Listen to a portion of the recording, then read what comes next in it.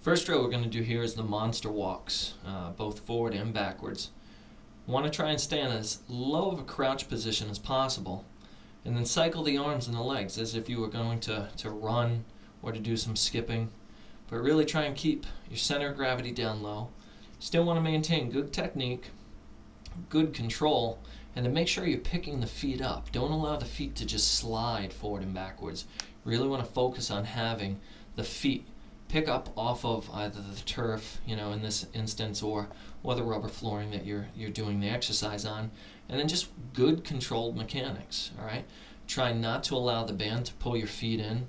Try not to allow your knees to drift in medially, in almost like they were hitting each other, and then really focus on just slow progression. Don't go too fast. When you start to pick up your progressions too much, that's when you start to lose it.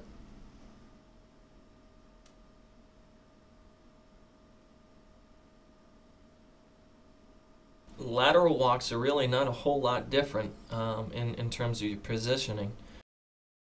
You still want to stay low and really focus on control, picking the feet up, not allowing the band to just slam your feet together, and then watch the knees. You still want to try and keep the alignment, the knees, the hips, the toes, pretty much in a straight line if you're looking at somebody from the front. You don't want to have too much deviation from that. And keep your progressions slow. Don't speed it up. Work on technique first, and then if you need to pick up the speed or the cadence, do so. Put the hands on the hips. That's not a problem. You just don't want to see people hunching over, placing their hands on the thigh and have a really gross breakdown in the technique. You should see a fairly straight line from the back of the head down through the lumbar spine and the pelvis. And good quality technique. But again, the biggest thing is just maintain the speed so it's consistent, and really focus on proper body alignment during the entire drill, and picking the feet up, making sure that you're not just dragging your feet along the surface. And then when you need to take a break, take a break.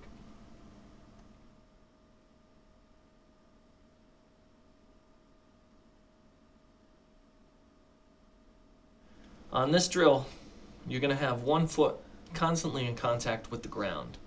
On the leg that you're actually moving, I still want to maintain a little bit of flexion in that knee. I want to really focus on the movement, though, coming from my right hip. All right? I don't want to flex and extend my knee too much. It's always smooth, controlled movements. You really want to focus on nice, tall posture, maintain a very tight, solid core, and then that leg that you're standing on, make sure that you continue to have slight bit of knee flexion in that leg. You don't want to stand stiff-legged.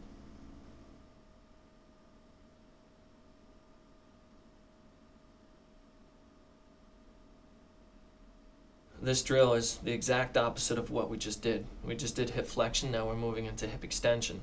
My posture and positioning is still the same. My plant leg, or the leg that's in contact with the ground, still want to try and keep that knee slightly flexed. Still want to keep my posture up, fairly erect, all right? Nice tight core. Only go back as far as you can, maintaining that good form and technique. And again, as I go into hip extension, I really want to focus on trying to contract my glutes as much as possible. Reps, do what you feel comfortable with, but keep the speed of the movement and the control of the movement consistent throughout.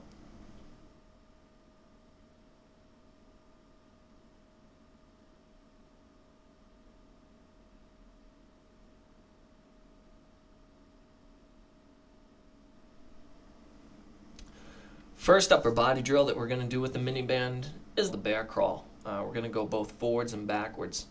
On here, I'm going to always have contact with the ground with my hands and my feet. I want to have the band around just above the top of my wrists. The positioning of the hands on this drill, I want to cycle them just like I would do if I was running. If my left arm is forward, all right, my right foot comes forward. My right arm comes forward, my left foot comes forward. It's the same sequencing as if I was skipping or if I'm running. Biggest thing on here is make sure you pick your hands up. If you notice in the video, I'm not sliding my hands along the surface. Don't go too fast. If you start to go too fast, that's when you have the breakdown of the mechanics. Going backwards, you'll notice, is much, much more challenging, especially with that sequencing. You want to still try and maintain that same position that I did when I was coming forwards.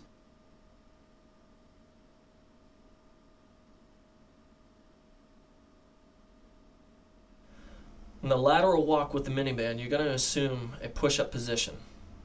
Biggest focus here is trying to maintain that push-up position. Make sure the hands and the feet are sequencing at the same time. If my hands are moving, I want to try and get my feet moving. Pick the hands up. Don't slide the hands or the feet along the floor, and then control the movement. So don't allow the hands to slap together. Don't allow the band to pull your hands together. If this is happening, the band's too heavy. Go down to the next level until you can control that band throughout the entire movement. Trying to go out for whatever number of reps or distance that you can when you transition from left to right. Try not to allow the knees to hit the ground. Try and go back into the movement in the opposite direction.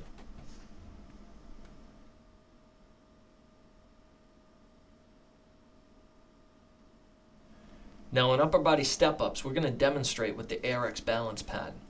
You can do this movement with a balance pad. You can do it with a PB disc pillow. You can do it with a box, a 6-inch box or a 12-inch box. Maintain a nice push-up position throughout. Maintain control of the band. And then make sure that the hands step all the way up onto the surface. Maintain that push-up position. Don't allow the hips to drop. So I want to make sure my core is nice and tight.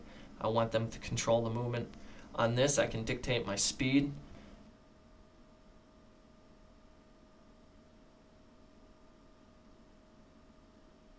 Lateral step-ups with the mini band really aren't much different than the straight ahead step-ups.